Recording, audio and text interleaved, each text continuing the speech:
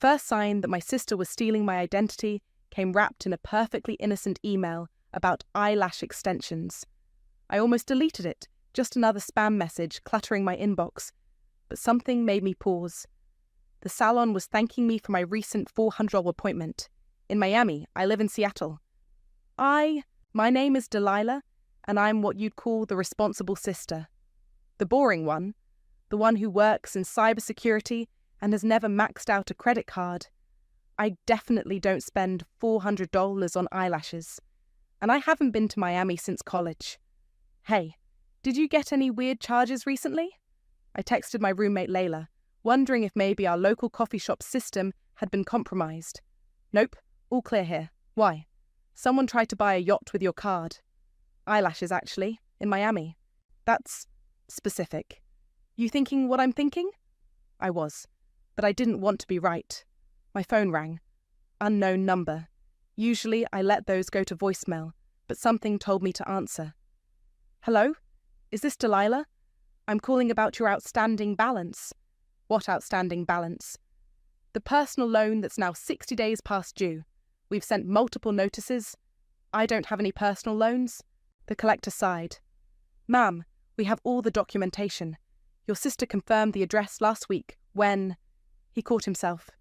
My sister, Isabella. I'm sorry, what did you just say about my sister? I can't discuss account details with... Click. My hands were shaking as I pulled up my credit monitoring app. I hadn't checked it in months because, well, I'm boring, remember? I pay my bills on time. I have one credit card I use for emergencies. I don't take out personal loans. The screen loaded. The number staring back at me made my knees buckle. Layla, I screamed. Layla! She burst into my room, toothbrush still in her mouth. What's wrong? I turned my phone screen toward her. $50,000. $50,000 in debt I didn't create. Holy shit, she whispered. Toothpaste dripping onto her shirt. Is this all... Isabella, I'm about to find out. I spent the next hour documenting everything. Personal loans, credit cards, store accounts. All opened within the last year. All with my social security number. All with addresses I'd never lived at.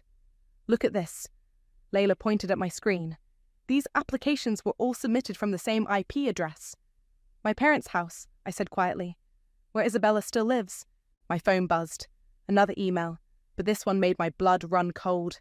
It was addressed to Isabella, but sent to my email by mistake. The subject line read, Re-ID documentation approved. My hands trembled as I opened the attachment. There it was. A scan of my driver's license. Not a photo. A high-quality scan. The kind you'd only get if you had the physical card in your hands. When was the last time you saw your license? Layla asked, reading my mind. Christmas. The word felt like ash in my mouth. I left my purse in the living room while we opened presents. Memories started flooding back. Isabella's sudden shopping sprees. The new car she couldn't explain. The way she laughed when Mum said she was resourceful. My phone buzzed again. A text from Isabella. Hey sis, can you send me that scan of your W-2? Mom said you wouldn't mind. Love you. I stared at the message. A strange calm settling over me. The kind of calm that comes when you finally see something that's been right in front of you all along. Layla, I said, my voice steady. I need you to do something for me. Anything. Record everything I do from this moment on. Every call, every text, every email. Because I'm about to destroy my sister's life, and I need proof that she deserves it. Layla put her hand on my shoulder. What are you going to do? I opened my laptop and started typing an email to my friend Tanner in digital forensics. I'm going to do what I should have done years ago, I said, hitting send. I'm going to be the bad guy. My phone lit up with another text from Isabella. Did you get my message? About the W-2? Mom says to stop ignoring me. I took a deep breath and typed, Don't worry, sis. You'll have everything you deserve. Soon. Then I blocked her number and opened a new document. At the top, I typed, Evidence log. Case against Isabella Meyer. The war had begun. I didn't sleep that night. By morning, I had a folder full of screenshots and a stomach full of acid. Tanner had already started tracing IP addresses, and my hands wouldn't stop shaking as I drove to my parents' house. Just remember, Layla had said before I left, They're going to try to make you feel crazy. Don't let them. The moment I walked in, I knew this wasn't going to go how I'd hoped. Isabella was already there, perched on the couch like she was posing for a photo, while Mum fussed over her coffee. "Delilah!" Mum's smile faltered when she saw my face. "We weren't expecting you." "Clearly." I pulled out my phone and opened the credit report. "Want to explain this, Isabella?" She blinked those perfect eyelashes, probably the ones I'd paid for. "Explain what?" "The $50,000 of debt in my name. The credit cards, the loans, the scanned ID you've been using." Mum's coffee cup clattered against the saucer. "What are you talking about?" "Ask her," I said, pointing at Isabella. "Ask her about the Miami salon charges, the Nordstrom account, the personal loan she took out on my birthday." Isabella's lower lip trembled. Right on cue. I just needed a little help. You never use your credit anyway, and I knew you wouldn't mind." "Wouldn't mind?" My voice cracked. "You stole my identity." "Now, hold on." Dad appeared from his study, face already red. "Let's not throw around accusations." "Accusations? I have proof." She admitted it in texts. "There are security cameras showing her using my cards. She sent my ID to someone just yesterday." Isabella burst into tears. Perfect theatrical sobs that shook her whole body. Mum rushed to her side. "Sweetheart, it's okay," Mum cooed, shooting me a venomous look. "Delilah, how dare you come in here and attack your sister like this?" "Attack her? She committed a felony." Dad stepped between us. "It's just money, Delilah. We can work this out as a family." "Just money? My credit is destroyed. I could lose my security clearance at work. This could ruin my entire career." "Then we'll help you fix it," Mum said, still cradling Isabella. "But you need to calm down." "Fix it how?" Dad cleared his throat. "You'll take responsibility for the debt. We'll help with payments when we can. But no police, no reports. This stays in the family." I stared at him, waiting for the punchline. It never came. "And if I don't agree?" "Then you're not welcome in this house anymore." Mom's voice was ice. "We protect our family, Delilah, even from themselves." Isabella peeked out from Mum's embrace, tears mysteriously gone. "I'm sorry you're so upset, sis. I just thought, since you're always so good with money, you'd want to help me." That's when I saw it. The slight smirk, the calculated look. She knew exactly what she was doing, and she knew she'd get away with it. Just like always. "Help you?" I laughed, and the sound scared even me. "You want my help? Fine. I'll help you understand consequences." "What's that supposed to mean?" Dad stepped closer. "It means I'm done protecting her. Done protecting all of you." I pulled out another folder. "By the way, did you know identity theft becomes a federal crime when it crosses state lines? The Miami charges alone." "Get out." Mum stood up. "Get out of my house until you can think clearly." "Gladly." I walked to the door, then turned back. "Oh, and Isabella? Those eyelashes you bought with my card? They're crooked." I drove straight to Tanner's office, hands gripping the wheels so tight my knuckles went white. He was waiting with a stack of papers and a grim expression. "You're not going to like this," he said, sliding a document across his desk. "That loan she took out on your birthday? Look who co-signed it." There in black and white were my parents' signatures. "They knew," I whispered. "They didn't just cover for her. They helped her do it." "There's more," Tanner said. "The IP logs show they accessed your accounts dozens of times, from their home network, during times Isabella wasn't even in town." My phone buzzed. A text from Mum. "Your father and I are very disappointed in your behaviour today. When you're ready to be reasonable, we'll discuss this like adults." I showed it to Tanner. "Like adults?" He nodded slowly. "Want to show them what adults really do about fraud?" I took a deep breath and pulled out my phone. Time to call Detective Daniels. "Sometimes," I said, dialing the number, "being reasonable means burning everything to the ground." Detective Daniels looked exactly like you'd expect. Tired eyes, coffee-stained tie, and an expression that said he'd heard every lie imaginable. He flipped through my evidence folder with practiced boredom. "Family fraud cases are messy," he said, not looking up. "Usually ends with the victim dropping charges." "I won't." Now he looked at me. They all say that. I pulled out my phone and played the recording from my parents' house. His eyebrows rose slightly at the threats, the manipulation, the co-signed loan confession. You record all your conversations? I work in cybersecurity. Documentation is everything. He leaned back, reassessing me. Walk me through the timeline. For the next hour, Tanner and I laid it out. The credit card applications, the loan documents, the IP addresses, the security footage from stores where Isabella had used my cards, the texts, the emails, the scanned ID.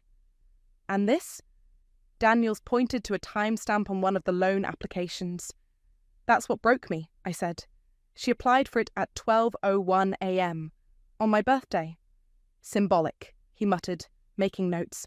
Strategic, Tanner corrected. Credit algorithms flag suspicious activity. But who wouldn't splurge on their birthday? Daniels nodded slowly. You've built quite a case. Better than most professionals I work with. I had motivation. My phone buzzed. Isabella's number, but with a different area code. I showed Daniels. She's already getting burner phones, he said. Don't answer. Let her dig the hole deeper. Back at my apartment, Layla was waiting with dinner and a determined expression. I filed the credit freeze, she said, sliding me a plate. And I've got something else you need to see. She pulled up a social media post from Isabella's best friend, Peyton. A photo of my sister at a luxury resort, tagged from 2 days ago. The caption, living my best life with my girl. Thanks for the treat, Dee. Dee, I said. She's still using my cards. Check the comments, I scrolled down. Isabella had replied, delete this. You know we talked about keeping things quiet. Screenshot everything, I told Layla, and send it to Daniels. My phone lit up again. Mom this time. Isabella's hysterical, she hissed when I answered. She says you're trying to send her to jail. Your own sister. Put her on the phone. What? Put her on the phone. A shuffle, then Isabella's voice, suddenly strong and clear. No tears now. You really want to do this? She asked. Because I can make things so much worse for you. Is that a threat? It's a promise. I know things about you. Things that would devastate your precious career. I laughed. Try me. Remember that coding project in college? The one that got you your first internship? I found your old laptop. The one with all the borrowed code. My heart stopped for a second. Then I remembered who I was dealing with. Nice try. That laptop was destroyed in a fire 4 years ago. You're bluffing. Silence. Here's what's going to happen, I continued. You're going to pay back every cent. You're going to admit what you did. Or I'm going to make sure everyone knows exactly who you are. Mom, she screamed. Did you hear how she's threatening me?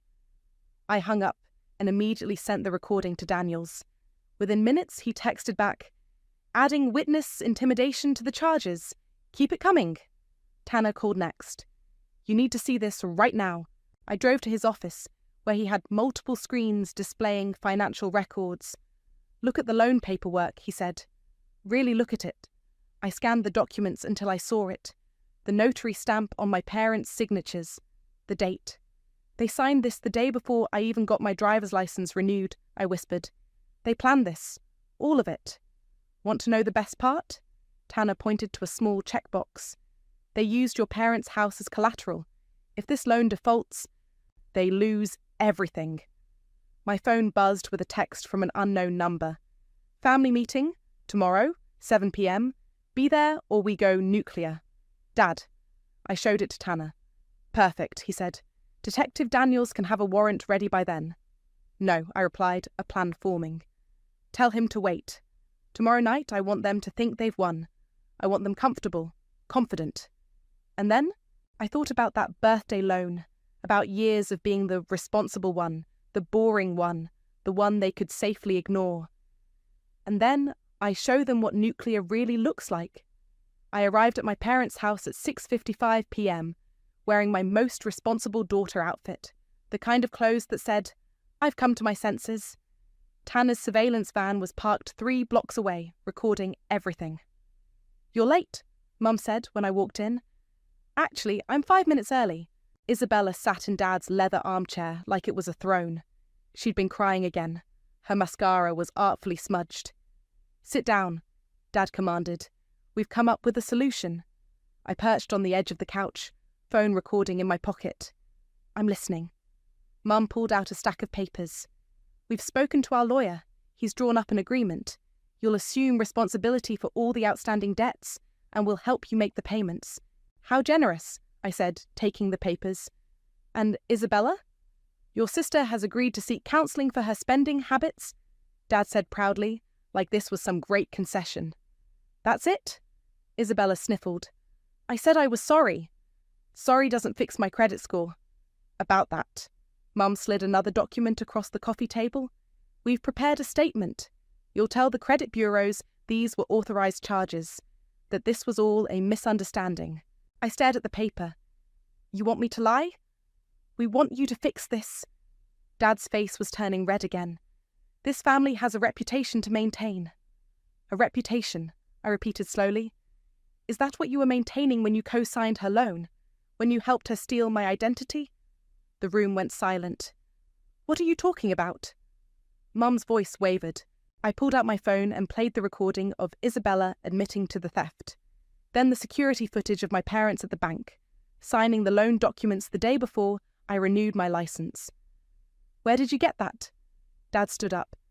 I'm very good at my job, I said, standing too. And you're very bad at covering your tracks. Isabella launched into full sob mode. Daddy, she's trying to hurt us. No, I cut her off. I'm done letting you hurt me. I walked to the door, then turned back. By the way, I've reported everything. The police have been building a case for weeks. Mum lunged for me, but I stepped back. You wouldn't dare. Check your phones, I said. On cue, their devices buzzed with text messages from Detective Daniels, confirming their interview appointments for tomorrow morning. You've destroyed this family, Dad growled. You did that when you chose her over me. Every single time. I walked out, letting the door slam behind me. In my car, I texted Tanner. It's done. Did you get everything? Crystal clear, he replied. Daniels is impressed. Says their reactions were practically confessions. I drove home feeling lighter, but that feeling didn't last long. Mum's car was circling my office parking lot the next morning. Then Isabella's friends started showing up at my favourite coffee shop, watching me. They're trying to intimidate you, Layla said when I told her. Stay at my place tonight. I agreed, but first I needed to grab some clothes from my apartment. The garage door wouldn't open when I hit the remote. Strange, burning smell. I called 911. The fire department arrived in minutes. Someone had stuffed oily rags into my garage door mechanism. If I'd opened it... This wasn't random, Detective Daniels said, examining the scene. You need protection. I need this to end, I replied. My phone buzzed. A text from Isabella. Scary world out there, sis. Accidents happen. I showed Daniels the message. That's it, he said, already dialing. We're moving on them tonight. This just became witness intimidation with attempted bodily harm. Wait, I said, an idea forming. Let me send one message first. I typed, You're right, Isabella. Accidents do happen, like accidentally copying Dad's entire hard drive before I left last night, including his private email folder. Wonder what's in there. 3 dots appeared as she typed, then disappeared, then appeared again. Finally, what do you want? Meet me. Tomorrow, noon. The coffee shop by my office. Come alone? Fine. I showed Daniels the exchange. You didn't really copy his hard drive, did you? I smiled. No, but Isabella doesn't know that, and Dad's guilty conscience will do the rest. My phone buzzed again. Dad this time. What did you find? I didn't respond.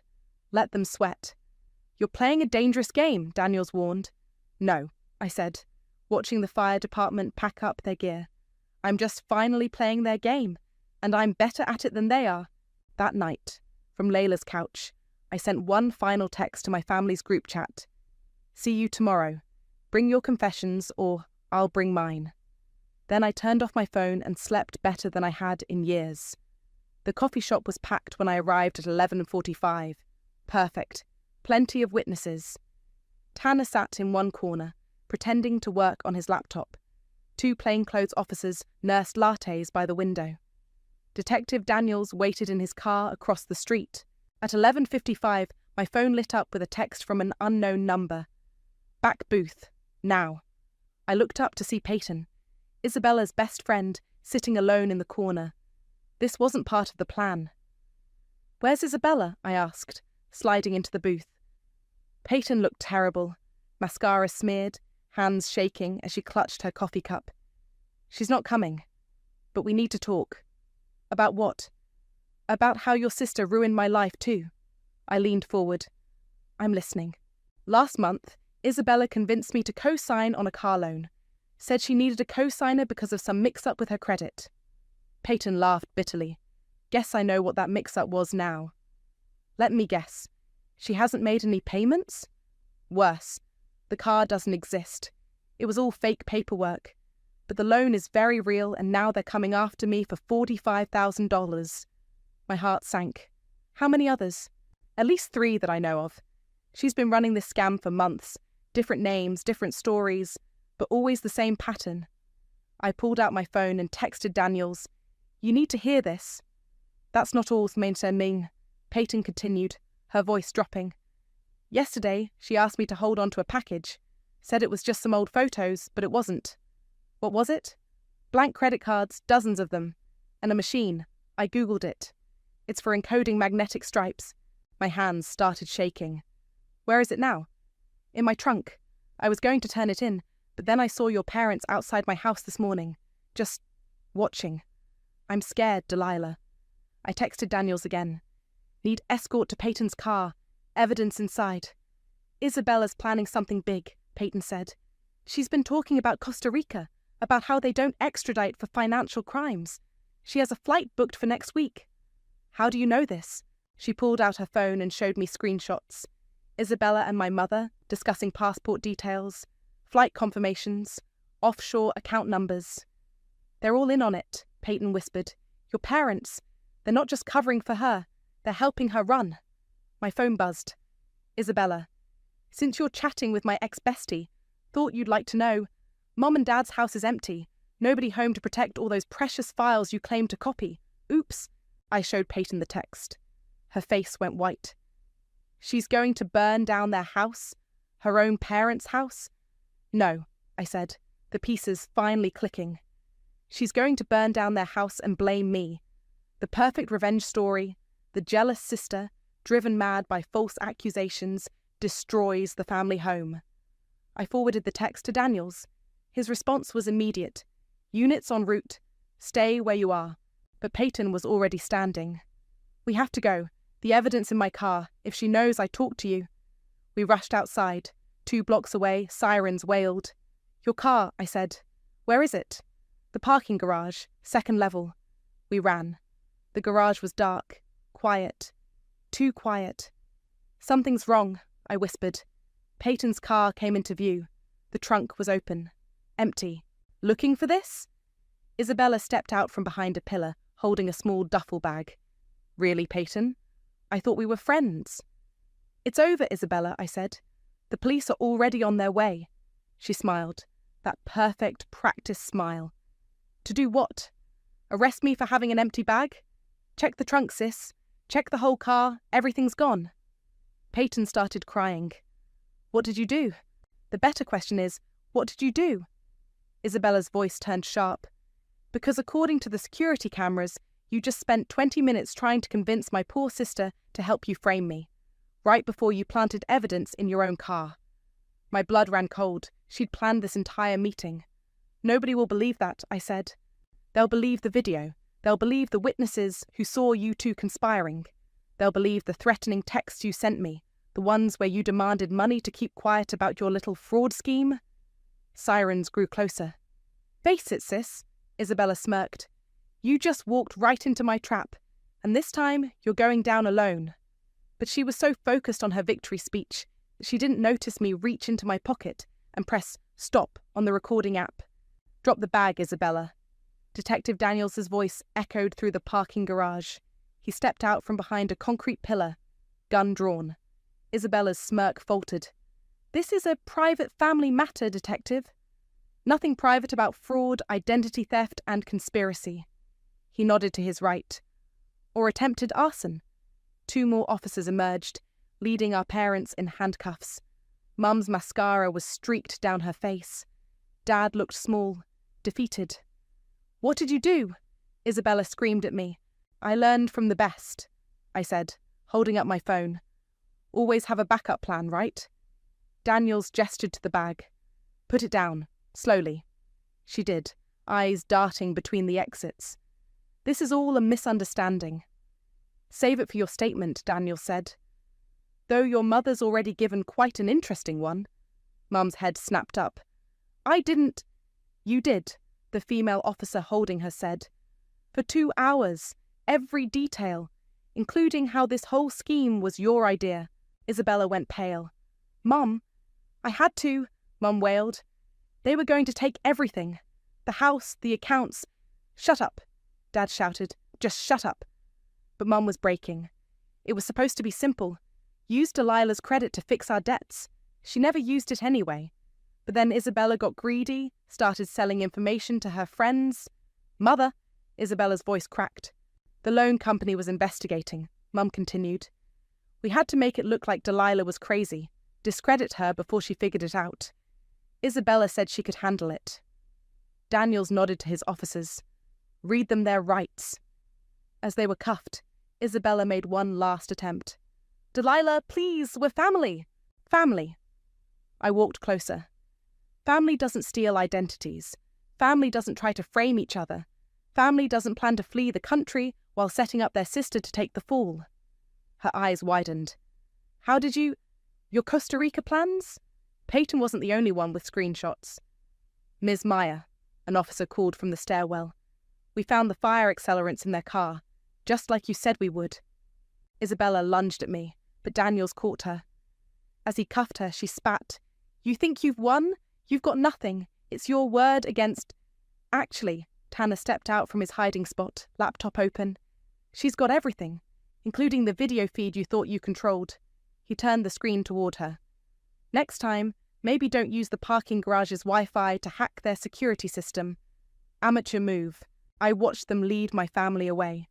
Mum crying, Dad silent, Isabella threatening everyone in sight. "Detective," I called out. "What happens now?" "Now?" He smiled grimly.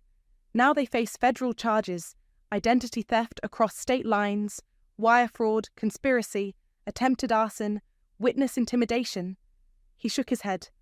"They'll be lucky to see daylight before retirement age." Peyton touched my arm. "I'm so sorry. For everything. For not coming forward sooner. You did the right thing eventually," I said. "That's what matters." My phone buzzed. A text from Layla. "News vans outside your office. Stories breaking." "Perfect." "Detective," I said. "Mind if we do this next part somewhere more public?" He understood immediately. The precinct steps should work. Lots of cameras there this time of day.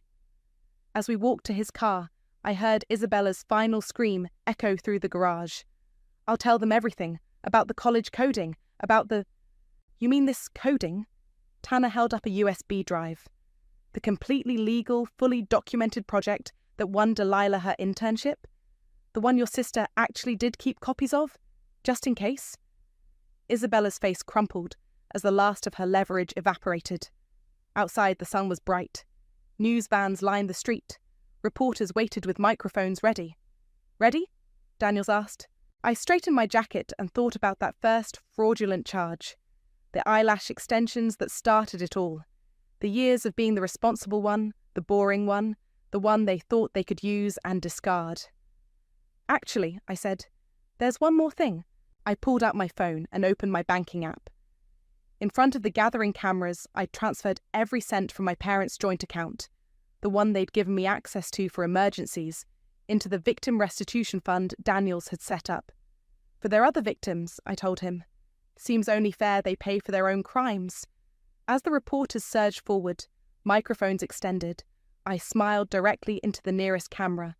"My name is Delilah," I said clearly, "and I have a story to tell you about identity theft, family betrayal, and justice." Behind me, I heard the police cars pull away, carrying my family to their new reality. Some fires, I thought, are worth starting. The courthouse buzzed with nervous energy. 3 months had passed since the arrests. and today was Judgment Day. Isabella sat at the defendant's table, wearing a baggy suit that made her look like a child playing dress-up. No makeup, no perfect hair, no adoring audience. "All rise," the bailiff called. Judge Martinez entered, her face unreadable. My parents' sentencing had happened last week, 5 years each for conspiracy and fraud. Now it was Isabella's turn. "Before we proceed," the judge said, "does the defendant wish to make a statement?" Isabella stood, hands shaking. "Your Honor, I've made mistakes." "Mistakes?" The judge's eyebrow raised.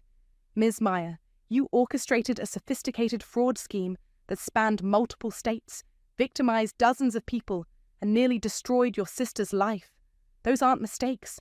Those are choices. I was desperate." "You were greedy," the judge cut her off. "Your bank records show over $200,000 in luxury purchases, while your victims lost their homes, their savings, their futures." Isabella tried again. "My parents are serving their sentences. This is about you." The prosecutor stood. "Your Honor, we have one more victim impact statement." My turn. I walked to the podium, my heels clicking on the marble floor. Isabella wouldn't look at me. "Your Honor," I began, "my sister likes to talk about family, about loyalty, about protection, but real family doesn't exploit trust. Real family doesn't steal identities. Real family doesn't try to destroy someone who simply wanted justice." Isabella finally met my eyes. I saw something there I'd never seen before. Fear. "I'm not here to ask for revenge," I continued. "I'm here to ask for consequences. Real ones. Because without them, she'll never stop. She'll never change. She'll just find new victims, new schemes, new ways to avoid responsibility." "Delilah, please," Isabella whispered. "The night she was arrested, she tried to frame me one last time. Tried to burn down our parents' house and blame me. That's who she is, Your Honor. Someone who would sacrifice anyone to save herself." The judge nodded slowly. "And what sentence would you recommend?" "Whatever it takes to ensure she can never hurt anyone else." Isabella jumped up. "This isn't fair. She's lying. She's always been jealous of me. Always wanted to—" "Sit down," her lawyer hissed, pulling her back. The judge shuffled some papers. "I have reviewed all the evidence, the victim statements, the financial records, the attempted cover-up." She looked directly at Isabella. "Stand for sentencing." Isabella rose, trembling. "For multiple counts of identity theft, wire fraud, conspiracy, and attempted arson, this court sentences you to 8 years in federal prison. Following release, you will serve 5 years of supervised probation. You are ordered to pay full restitution to all victims, totaling $847,000. The gavel cracked like thunder. Isabella collapsed into her chair. "No, no, no!" As the bailiff approached with handcuffs, she turned to me one last time. "I'm your sister. You can't let them do this. You stopped being my sister the moment you decided to destroy my life." They led her away, her designer shoes scuffing on the floor, her borrowed suit hanging loose on her shrinking frame. Outside, reporters waited with cameras ready, but it was Tanner who caught my attention, running up the courthouse steps. "You need to see this," he said, showing me his phone, an email from my mother's prison account. "Delilah, I know it's too late, but you need to understand. Everything we did was because Isabella threatened to expose your father's embezzlement at his firm. We thought we could protect everyone. We were wrong. I'm so sorry." "Delete it," I said, "but their secrets aren't my problem anymore." Detective Daniels appeared beside us. "Need a ride?" "Actually," I said, "I need a favour." An hour later, we stood in my parents' empty house, now seized by the government. I walked through the rooms one last time, remembering birthdays, holidays, moments when we almost felt like a real family. In my old bedroom, a photo still hung on the wall, Isabella and me as kids, before everything went wrong. I took it down and placed it in my bag. "Ready?" Daniels asked from the doorway. "Almost." I pulled out a letter I'd written last night and left it on the kitchen counter. Not for them, they'd never see it, but for me. "Dear family, you taught me that love means sacrifice, that family protects its own. You were right about one thing. I did learn from you. I learned exactly who I never want to be. Goodbye, Delilah." Walking out, I didn't look back. Some houses aren't homes, some families aren't forever, and some victories taste like goodbye. The restitution check arrived on a Tuesday. $847,000 made out to a victim compensation fund I'd established. I stared at it, remembering Isabella's last words in court, then ripped it cleanly in half. "Are you crazy?" Layla gasped from across the kitchen table. "That's your money." "No," I said. "It's blood money, and I'm done with their blood." My phone buzzed. A text from Peyton. "Turn on the news. Now." The headline scrolled across the screen. "Major financial firm under federal investigation." My father's company. The embezzlement my mother had hinted at in her email. It was all unravelling. "Karma's not done with them yet," Tanner said, walking into my new apartment with a stack of papers. "Ready to sign?" I grabbed a pen. New name, new social security number, new life, all legally obtained through the Identity Theft Protection Program. "Goodbye, Delilah Meyer," I muttered, signing the final document. "Hello, Delilah Reed?" My phone rang. Detective Daniels. "Thought you'd want to know," he said when I answered. "Isabella tried to make a deal. Said she had dirt on everyone, but turns out, when you're the family scapegoat—" "You're also the family's best-kept secret," I finished. "Exactly. They've got nothing on you. But we found something interesting in your father's private records. Seems he's been running this scheme for decades. Other families, other victims. And Isabella learned from the master? Like father, like daughter." He paused. "You sure about not taking that money?" I looked at the torn check. "The victims need it more than I do." "Speaking of victims," he said, "remember that college kid Isabella scammed? The one who lost her tuition money? Sarah, what about her?" "She's starting classes next week. Full scholarship. Anonymous donor." I smiled. "Good for her. You know, most people would have taken revenge, would have burned it all down." "I did burn it down," I said. "I just built something better from the ashes." Layla cleared her throat. "Speaking of building," she slid a business card across the table. "Remember that startup idea we talked about? Identity protection for abuse survivors?" I picked up the card. "Digital Phoenix Protection Services. Tanner's already on board for the tech side. We've got 3 investors interested. And who better to run it than someone who lived it?" My doorbell rang. A delivery man held out a package. From the prison. "Your sister insisted," he said. Inside was a photo album. On the first page, Isabella's handwriting. "Remember when we were real sisters?" I closed the album without looking further and handed it to Daniels. "Evidence locker. Let them keep their memories." "You sure?" "The sister in those photos died a long time ago. I'm not that girl anymore, and I'm done pretending she's coming back." My phone lit up with a message from an unknown number. My mother, using another inmate's account. "We did it all for family." I typed back, "No, you did it all for Isabella. And now you can keep her. Forever. Block. Delete." Tanner whistled. "Ice cold." "No," I said, picking up the business card again. "Just finally free." I walked to my window, looking out at the Seattle skyline. Somewhere out there, other families were falling apart. Other scapegoats were carrying burdens that weren't theirs. "So," Layla said, "Digital Phoenix? You in?" I thought about Sarah, starting college, about Peyton, rebuilding her credit, about all the others who'd been caught in my family's web. "On one condition," I said. "We make it free for anyone escaping family fraud. No questions asked." "Deal." I pulled out my laptop and opened a new document. Not an evidence log this time. Not a victim statement. A business plan. "You know," Tanner said, reading over my shoulder, "this could actually work. Turn your nightmare into someone else's salvation." "That's the point," I replied, typing the mission statement. "Because sometimes family is the first fraud we learn to survive." My phone buzzed one last time. Detective Daniels had sent a photo.